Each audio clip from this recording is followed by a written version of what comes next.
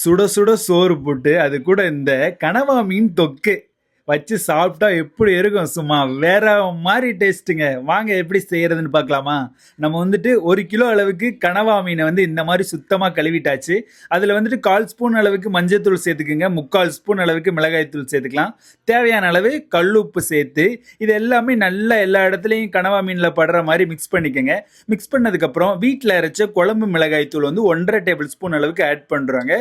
ஒருவேளை இந்த மசாலா இல்லைன்னா நீங்கள் கடையில் குழம்பு மசாலா தூள்னு கேட்டிங்கன்னா கொடுப்பாங்க. அந்த மசாலாவை நல்லா மிக்ஸ் பண்ணி வச்சுக்கணும். இப்போ கடாய் வச்சுக்கலாம். கடாய் வச்சதுக்கப்புறம் தேவையான அளவு எண்ணெய் சேர்த்துக்கலாங்க.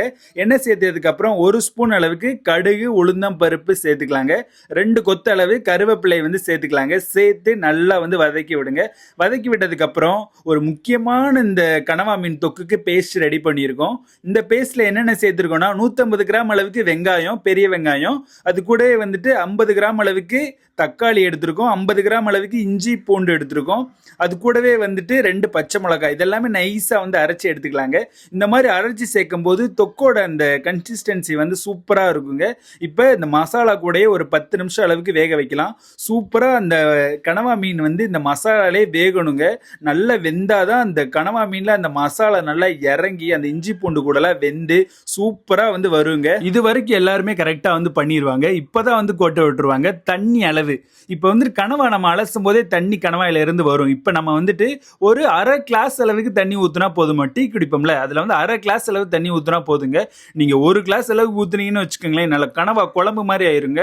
அப்புறம் கனவா தொக்கு மாதிரி வராது. இப்போ ஒரு அரை கிளாஸ் தண்ணி ஊற்றி இந்த கனவா வந்து நல்லா வேக வைக்கணுங்க. இந்த மாதிரி நல்லா கொலன்னு இருக்கணுங்க.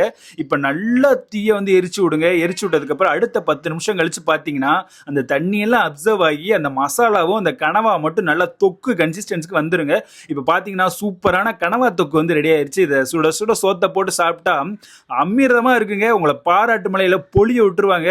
சூப்பரா இருக்குங்க. இதே மாதிரி உங்க வீட்லயுமே ட்ரை பண்ணி பாருங்க. ரொம்பவே சூப்பரா இருக்கும். மறக்காம நம்ம சேனலை லைக் பண்ணி ஷேர் பண்ணி சப்ஸ்கிரைப் பண்ணுங்க மக்களே. மறக்காம ஒரு ஃபாலோ பண்ணிக்கங்க. இதே மாதிரி மட்டும் உங்க வீட்டில் பண்ணி கொடுத்துட்டீங்கன்னு வச்சுக்கோங்க, அதுக்கப்புறம் கிச்சன் பக்கம் உங்களை தவிர வேற யாரையுமே விட மாட்டாங்க.